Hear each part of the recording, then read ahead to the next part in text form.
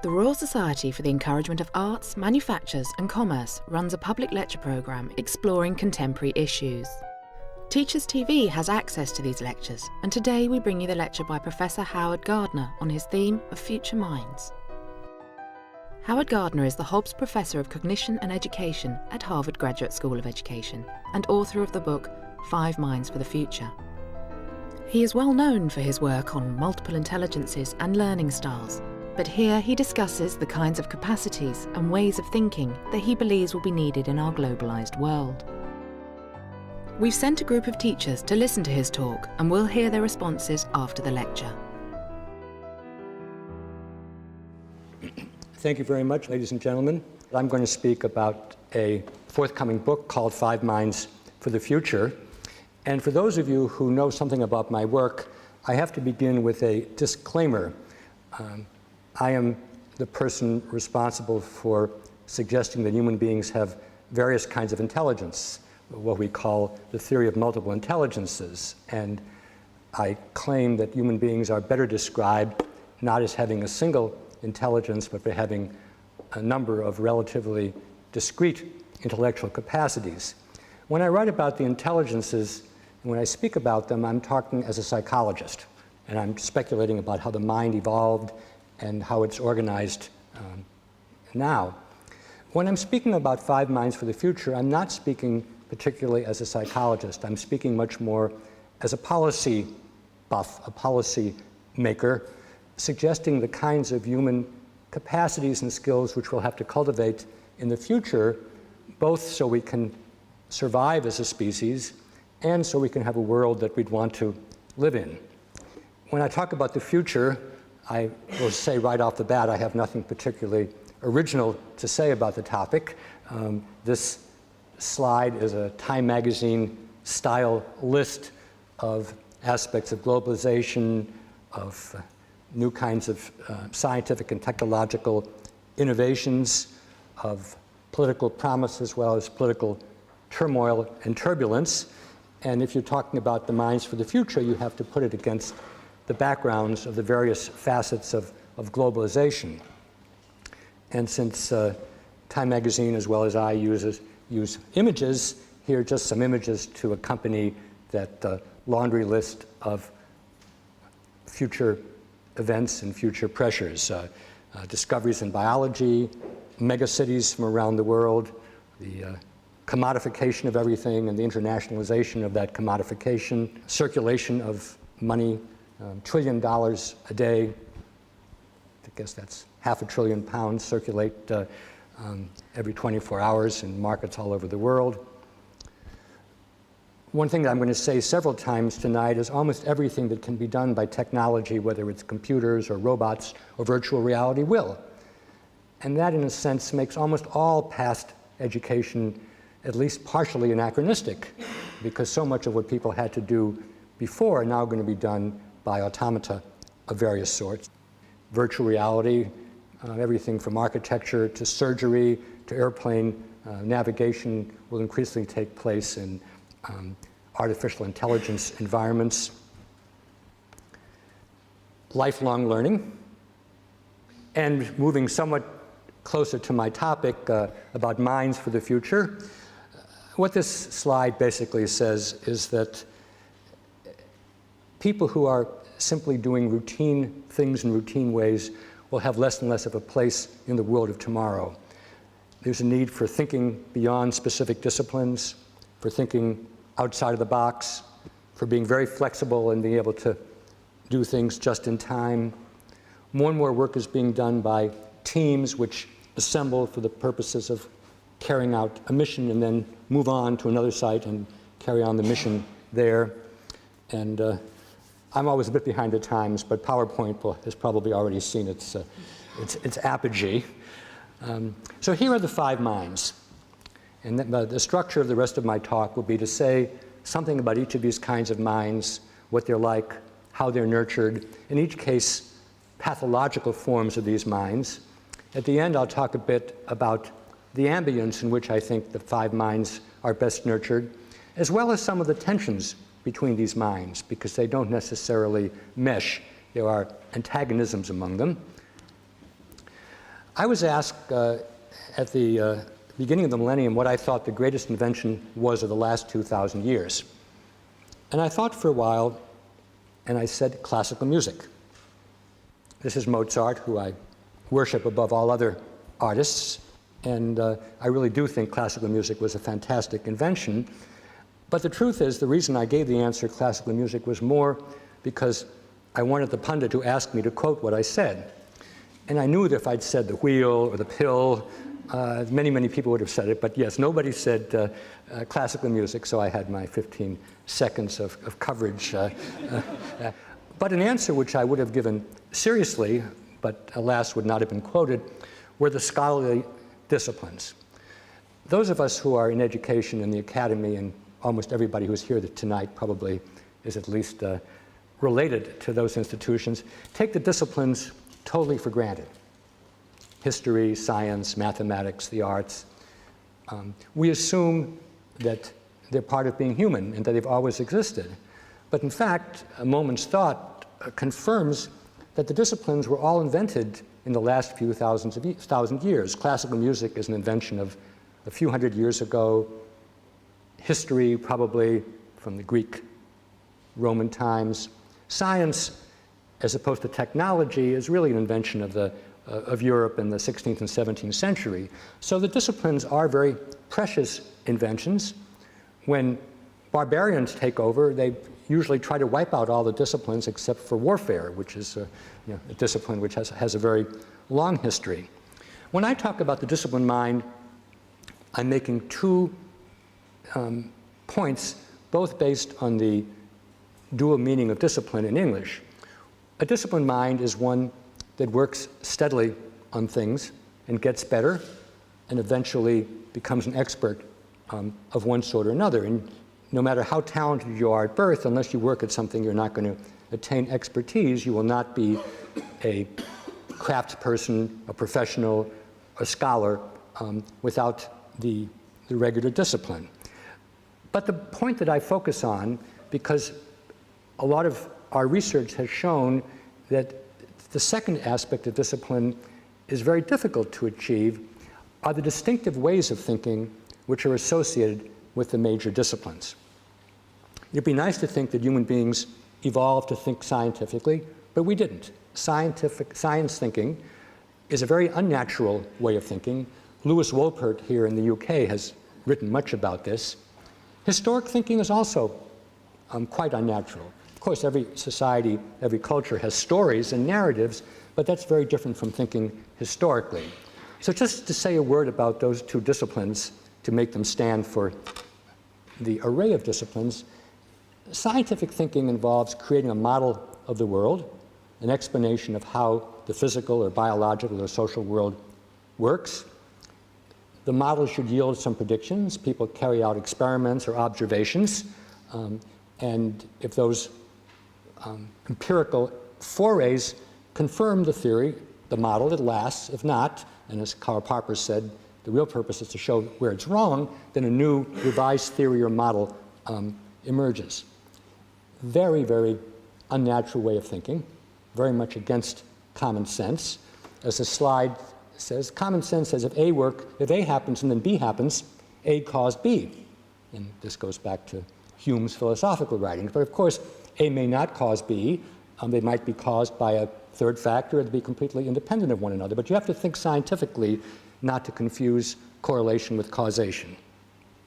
Historical thinking is an attempt to reconstruct what happened in the past. It involves written texts, more recently graphic, occasionally oral testimony. When you write history, you have to realize it only happened once. You can't do experiments. You have to realize it's human beings who have goals and who try to achieve those goals in whatever way they can. And history both involves recognizing what's uniform about human beings historically and prehistorically and cross-culturally, as well as what's very distinctive about human beings given the cultures that they live in. Perhaps most interestingly, and again quite counterintuitively, is every generation has to rewrite history. The most vivid example I can give is if you live in the United States today and you write the history of the Roman Empire, you would write it differently than if you'd been writing it 50 years ago, because now, for better or for worse, the United States is the Roman Empire. And it would be impossible not to think about those issues if you were a historian in the US today. So, when I talk about the disciplined mind, I'm talking about those ways of thinking, those distinctive ways of thinking which humans have invented and are not completely natural.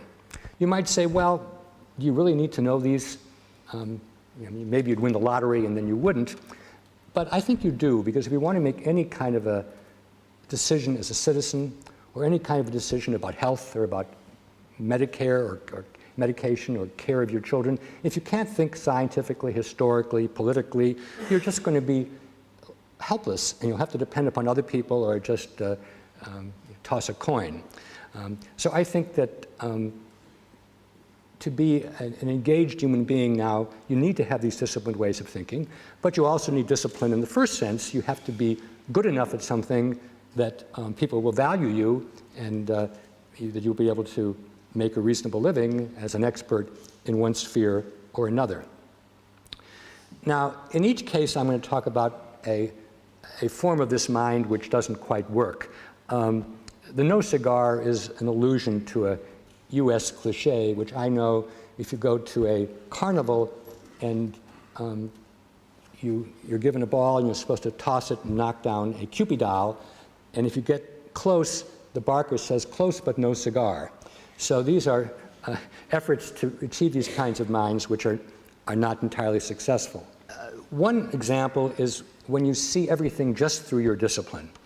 The shoemaker who only looks at people's shoes, the lawyer who insists on being a lawyer with her 3-year-old child, or with the spouse when they're trying to decide to go to the movies. That's an overemphasis of a discipline, and realizing that realizing that every discipline has limitations. Nowadays, as an academic, I feel that we might say hyper-disciplinarianism affects many people in evolutionary psychology who try to explain everything about human beings in terms of evolution, or people from economics who try to explain everything via rational choice. These theories have their place, but they're not all powerful. The other example is somewhat homier, but you already know that I am partial to music. Arthur Rubinstein was a great pianist of 50 years ago, and he was very, very talented. He was a prodigy, and he used to go around all the world giving concerts. And he got tremendous acclaim, but he realized that he wasn't practicing. And anybody who knew a lot about music would realize that instead he was getting acclaim because he knew what encores to play, he knew how to throw his hands up, he knew the dramatic things to do, which would make it look like he had complete control of the instrument, but he realized that he had stopped honing his discipline. So, as he describes in his autobiography, at the age of 30 or 35, he decided to stop going out at night, stop drinking, stop carousing, stop womanizing, and start working regularly every day, which he did for 50 or 60 more years, and became, even toward the end of his life, a very, very good pianist, thereby really combining both senses of the word discipline. So, mind number one, the disciplined mind. The second mind is the synthesizing mind, and it's actually the one that I've become most fond of in working on this book, because I think it's the mind that we all desperately need these days, and yet there's really very little practical that we know about how to help people synthesize. This is a great synthesizer, Darwin, who in his 20s traveled the globe on the Beagle, took copious notes, and then for 20 years reflected on what he'd seen on his trip around the world, reflected on his own domestication of plants and animals, corresponded with every naturalist in the world, and then finally, 25 years later, not far from here, his famous paper was given in 1858, and the next year he published On the Origin of Species, which is one of the great intellectual syntheses of all times. What does synthesis involve, and why do I think it's both important and rare? Nowadays, everyone in this room knows that we are inundated with information. Almost any topic that you put into a search engine, you will get so much information you couldn't possibly digest it, let alone remember it or use it. So what does the synthesizing mind have to do? First of all, it has to decide what to pay attention to and what to ignore. And there needs to be reasons for that. Can't be random or just to pick the first site on Google and assume that it's the best, because there are all kinds of adventitious reasons why something might be site number one. Then, when you've decided what to focus on, what's important, putting it together in a way that makes sense for you.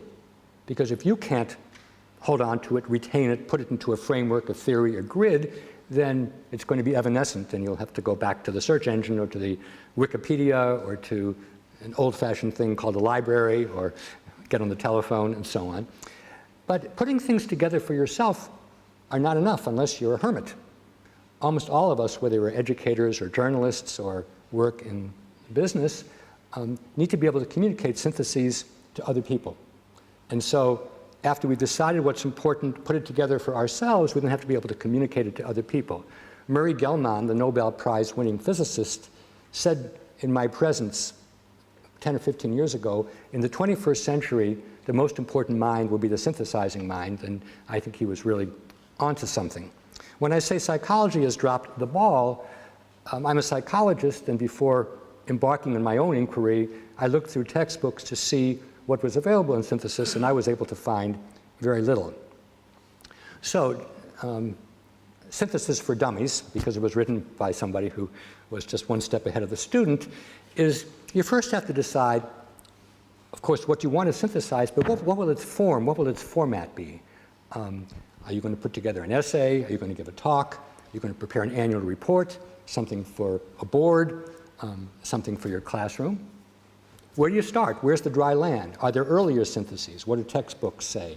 What does the most informed person you know say? You've got to start there. Then, the key part, I think the part that separates the experts from the novices, is what's the method that you're going to use?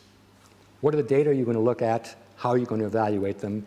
What are the formats that you're going to use? I have a whole list of formats here, from narratives to maps to equations to taxonomies. How are you going to organize and reorganize the material as you try to get closer to the end point, which is a synthesis which you're going to have to live with because time is finite. It's very, very important to have what I would call a proto-synthesis, a rough draft, done enough time beforehand so that you can get some feedback from knowledgeable people or from people who are going to have to be your audience and who are going to have to make sense of what it is that you've said. And then, of course, finally, because life is finite and because there are syntheses yet to come in the future, you have to be able to put it to bed and move on. And those people who know how to do this, and those people who know how to train other people to do this, will be at a tremendous advantage in the years ahead. No cigar for Procrustean efforts, people who try to put too much into synthesis so it's overwhelming. Not for syntheses which are too eccentric. I mean, they may be amusing, but they're not going to be very useful. As I say, the textbook that's too eccentric is better used as a doorstop. And in my book, 5 Minds for the Future, I actually spend some time discussing 2 synthesizing works by contemporary writers and try to show my own aesthetic of what makes a good synthesis and what makes an inadequate synthesis. But I freely admit that I have my own standards, my own criteria. For me, people who try to lump too many things together are not good synthesizers. I much prefer people who can split and make distinctions and provide powerful examples of those distinctions. So for me, that's what makes a good synthesis. But if you're a teacher, the important thing is to help students recognize criteria and see when and when they're not applying those criteria. They can argue with them. And of course, ultimately, the good synthesizer has internalized the criteria, so he or she doesn't need to have a master providing feedback on that synthesis. The third kind of mind is one that will be familiar to everybody here, the creating mind. Einstein is an icon of the creating mind in the 20th century, as is Virginia Woolf, 2 very different kinds of creators. And of course, they are creators in spheres across scholarship, across the arts, and in the learned professions as well, though the creations there are less radical. I mean, we don't really want people in law or medicine to do things that are too radical, at least for us, whereas in the arts or in the sciences nowadays we admire quite radical breakthroughs. We know from research in creativity that you can't simply start to create without having any disciplinary kind of mastery. And indeed, in any discipline which has a history to it, not a discipline that's been invented last year, it takes up to a decade to master that discipline. And again, you need to do a certain degree of synthesis in order to be a creator. You can't assume that nobody's ever tried to put things together before. In our own work, we call this big C creativity, and it is something that we want to reach for, though most of us are more likely to end up with middle C creativity than creativity of the Einstein, Darwin, Virginia Woolf variety. By definition, work and people who are creative go beyond what's known. The phrase is they think outside the box. And that's more and more important because anything that's in the box will be in the computer. And if you can just do what the computer can do, you will be all too expendable. The creative mind comes up with new questions, new methods, new combinations, new disciplinary nexes, and so on.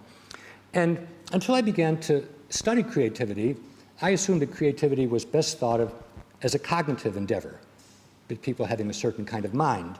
And certainly it's useful to have a mind if you want to be creative.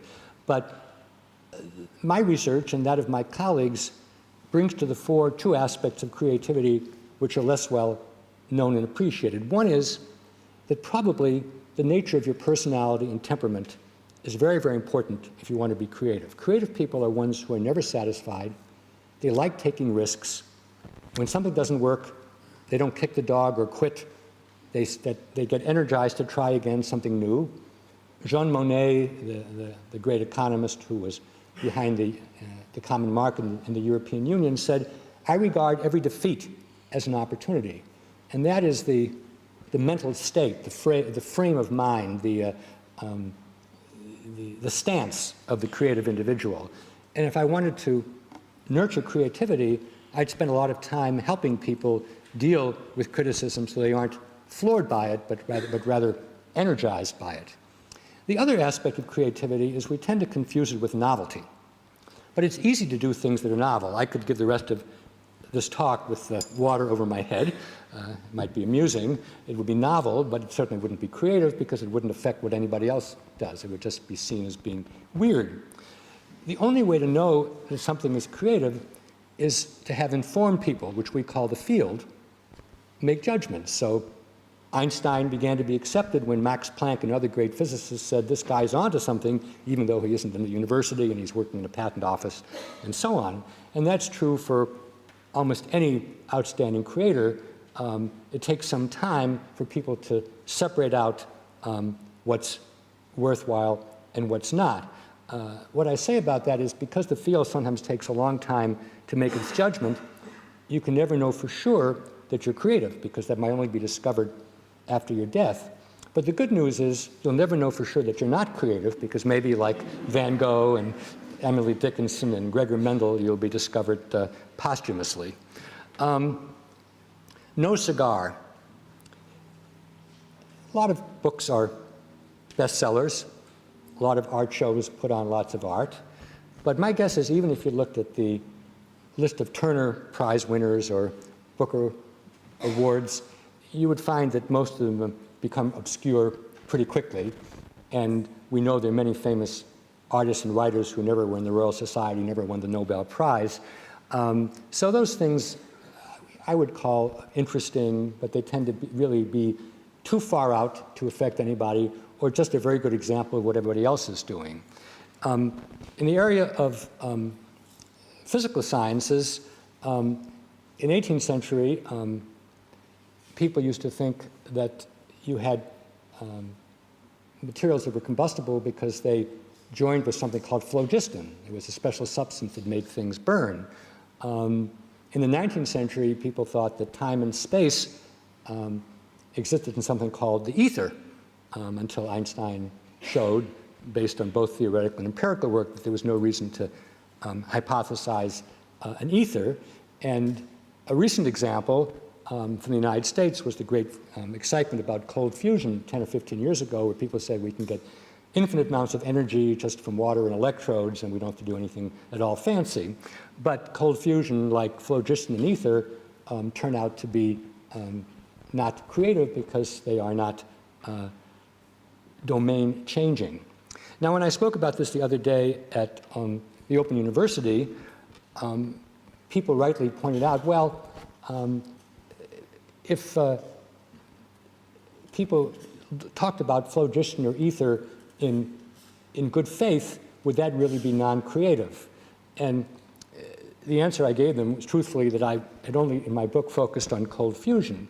And with cold fusion, it's fair to talk about this as not being creative, because while there were some promising experiments, when these experiments were challenged, the scientists who carried them out became defensive, backed out, wouldn't provide their data, and it basically didn't follow the rules of scientific work. So in that sense, I think you would not want to call it creative work. I would have to do more due diligence about phlogiston and ether before I could give you a good answer about the ways in which that was or was not creative. Until this point, I've spoken very much from the point of view of cognition, or thinking, how the mind works in terms of what goes on in academic settings.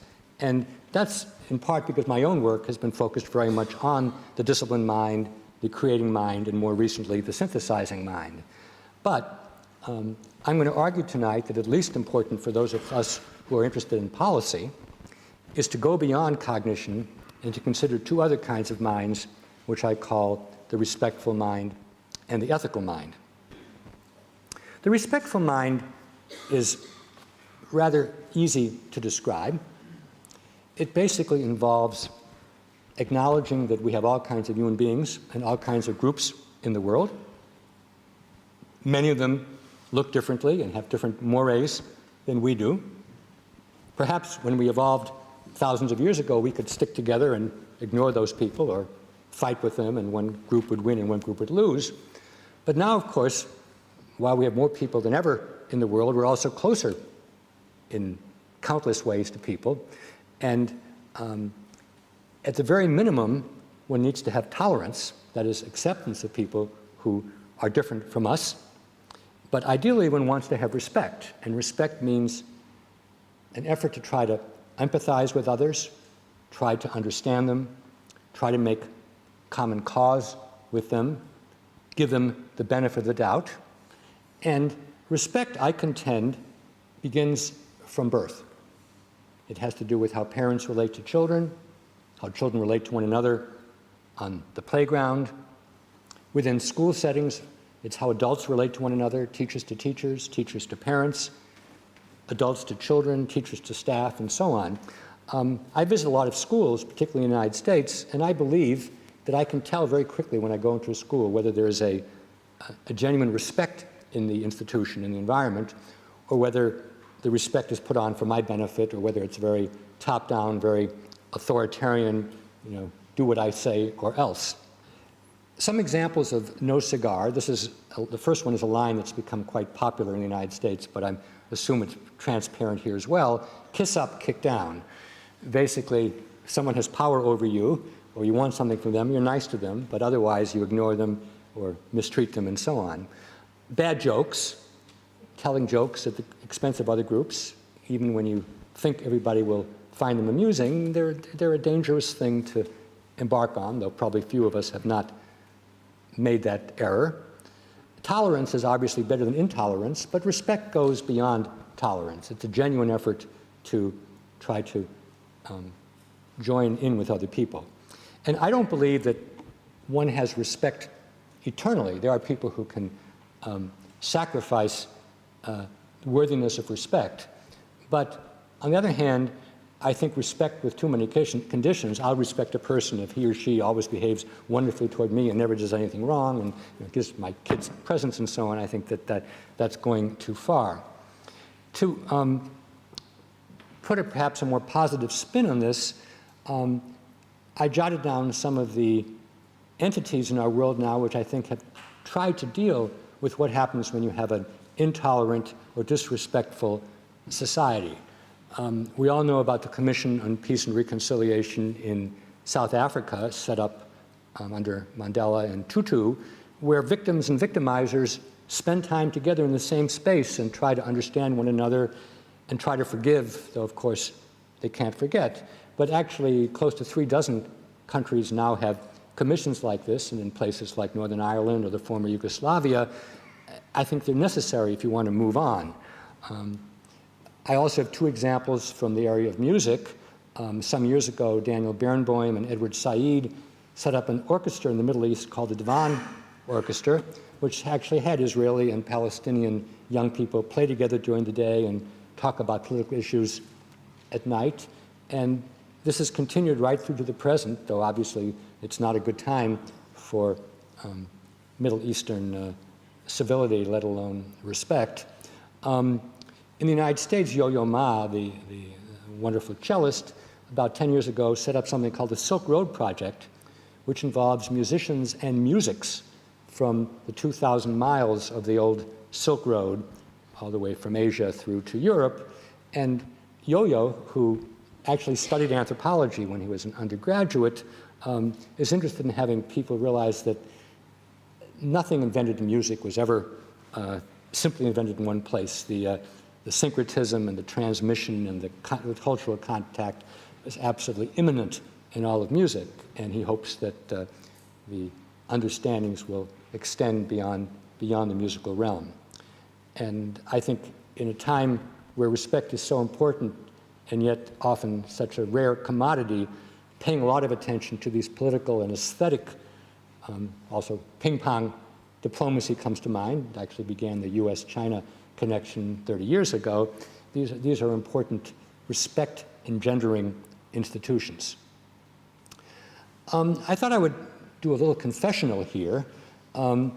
As a card-carrying member of something in the United States called the American Civil Liberties Union, I initially made common cause with the cartoonists in Denmark who were making critiques of Islam, and with the minister in France some years ago who said that French students should not be allowed to wear scarves in school. But I actually changed my mind about this, and it was thinking about the issues of respect, I decided, rightly or wrongly, that for me in this case, respect trumped the opposite value, not because the opposite value is unimportant, but basically it seemed to me the cost was too great. And of course, the cost has been deaths, as well as great tension, which continues till this day, as my last points here remind us. The opera production in Germany, which was canceled because the Idomeneo, the Mozart opera, was seen as being insulting to Islam. I think it's still a question whether it's going to be mounted or not. And of course, in Britain, people are very well aware about Jack Straw's temperature-rising remarks about the wearing of veils here in Britain. So issues about respect and its relationship to ethics are very much around us every day. The ethical mind is more difficult to describe briefly. Respect, as I said, is something that young people can sense almost from birth. It goes back to the most elementary human relations. When I speak about ethics, I am talking about an abstract capacity to think of oneself not just as Howard Gardner, but as a worker and as a citizen. So if you conceptualize yourself as a worker, you say, I'm a teacher, I'm a journalist, I'm a physician. What are my responsibilities in enacting that particular role? If I want to live up to the core values of that profession, what is it that I should be doing? And I also believe an abstract attitude is required to think about yourself as a citizen. As a citizen of your community, if you live in London, the borough that you live in, the citizen of your region, whether it's Britain or Europe, and then the citizen of the world, a citizen of the planet, with implications for ecology, climate change, the survival of species, and so on. And a person who thinks ethically is able to make that intellectual leap and to think about himself or herself in those kinds of roles. And of course, not just thinking that way, but acting appropriately with regard to those roles. This is a bit of a leap. It came out of my mouth last night, so I'm going to share it with you. My daughter, who's here with me today, and I went to see the movie The Queen the other day. We thought this was an appropriate country to see the movie. The thought I had is that the Queen occupies a role. It's a role which nobody else in the world occupies, and probably most of us have a great deal of difficulty understanding that role. The tension in the movie was how should that role be enacted in Britain in 1997. Well, we don't have to make that decision because I don't think anybody here is going to be queen, but we do have to make those decisions about ourselves in our jobs and in our citizenship. I've been working on this issue for the last 12 years on a project called the Good Work Project, carried out with Bill Damon and Mike Csikszentmihalyi.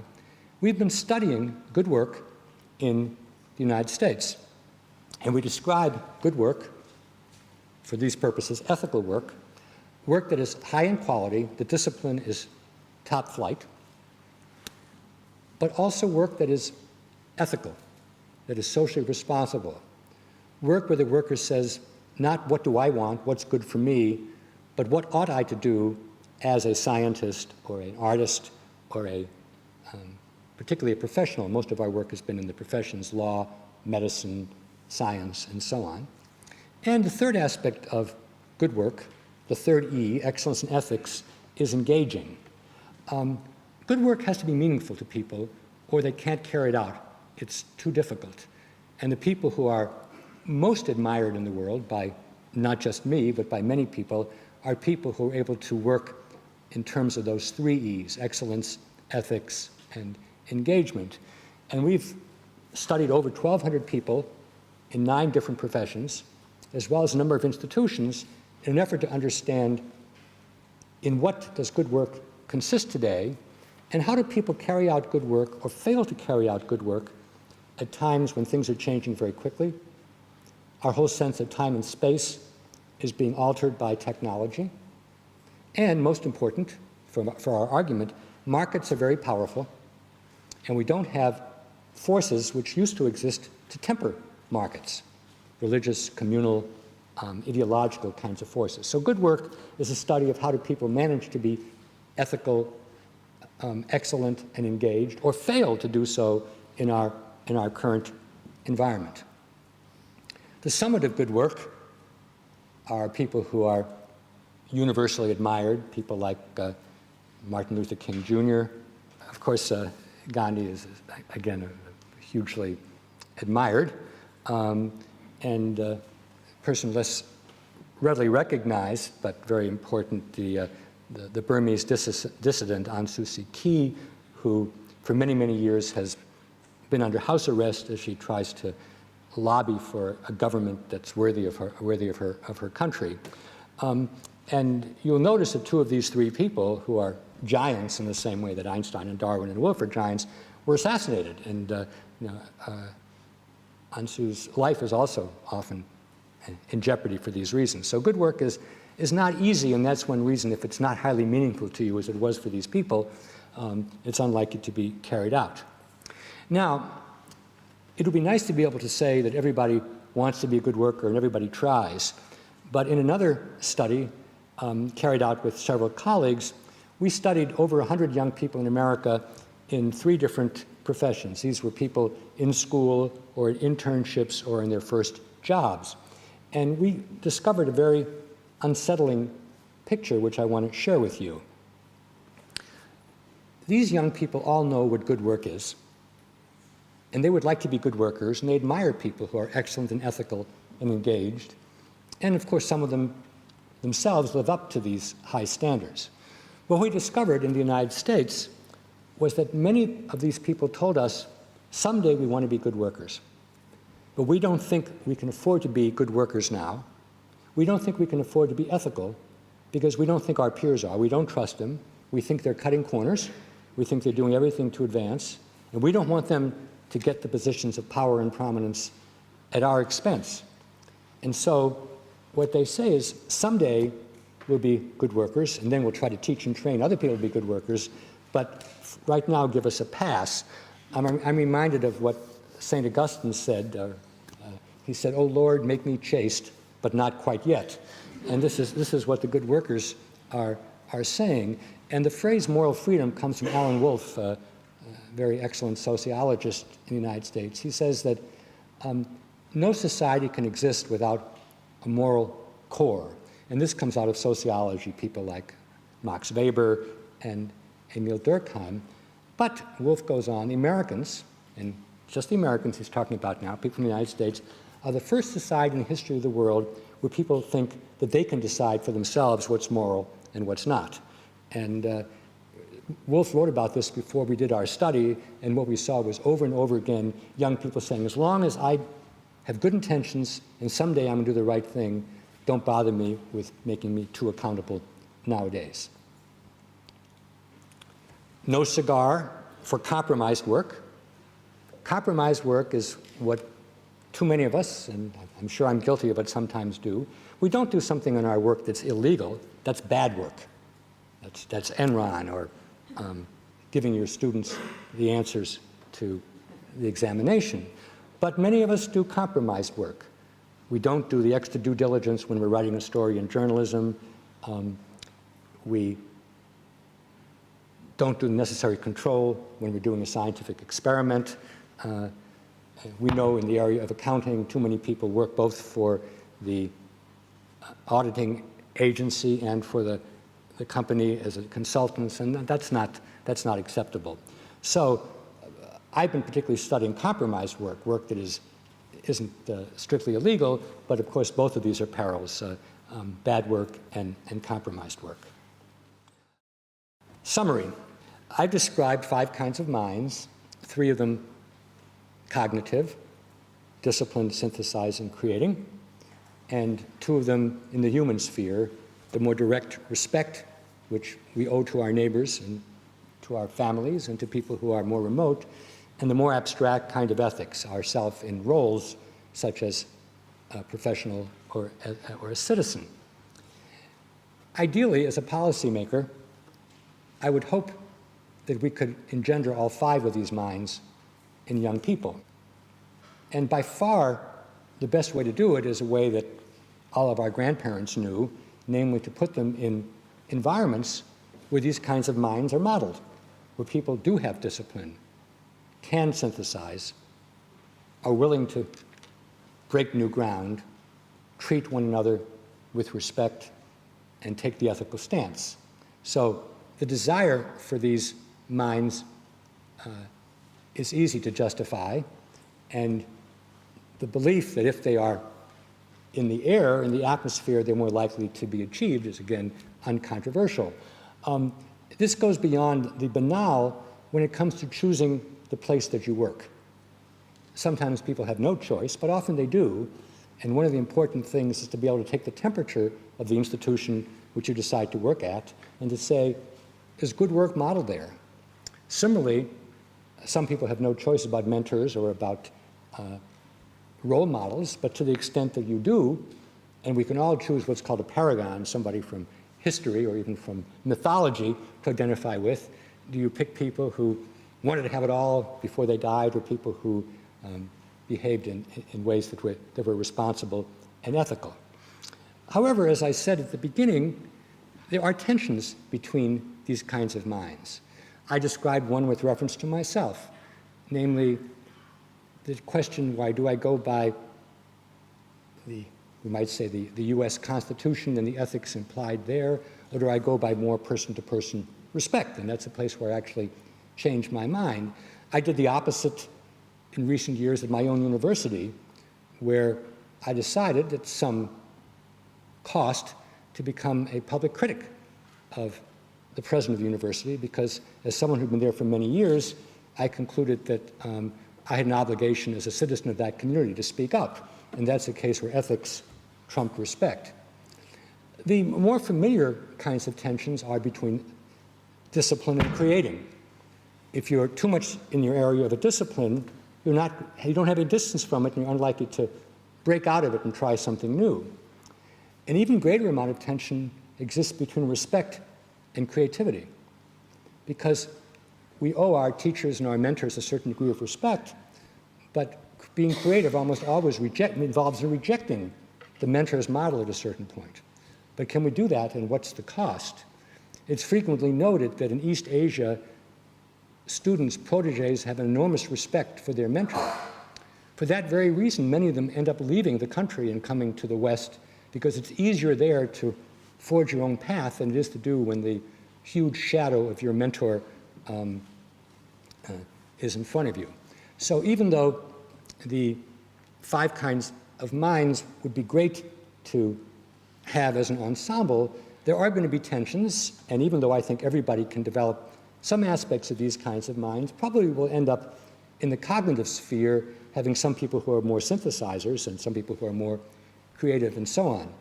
Interestingly, in the end, nobody can put these minds together for you. You have to put them together yourself, and I think of that as sort of the ultimate synthesis. It's a personal synthesis. If you believe the pentad that I put forth, how do you put them together in a way that makes sense for you? So finally, closing thought from the wise New Englander. This is Ralph Waldo Emerson, famous 19th century philosopher from New England. And Emerson declared that character is more important than intellect. I have spent my life studying intelligence and creativity, largely from an amoral perspective, because you can't understand those properties unless you study people whom you don't like, who exemplify them, as well as people whom you like. But certainly I concluded, and the events of the last 10 or 15 years have contributed mightily to that, that we don't have a lack of people who are smart in various ways. We have a lack of people who act in ethical ways, people who display and embody character. And so I applaud Emerson's insight of many years ago. If you want to pursue any more of these ideas, if you want to know what I'm up to, you can look at howardgardner.com. And I'm happy to show you that my new book actually has a cover, 5 Minds for the Future, and before too many months have elapsed, I hope that some of you will take a look at it. Thank you.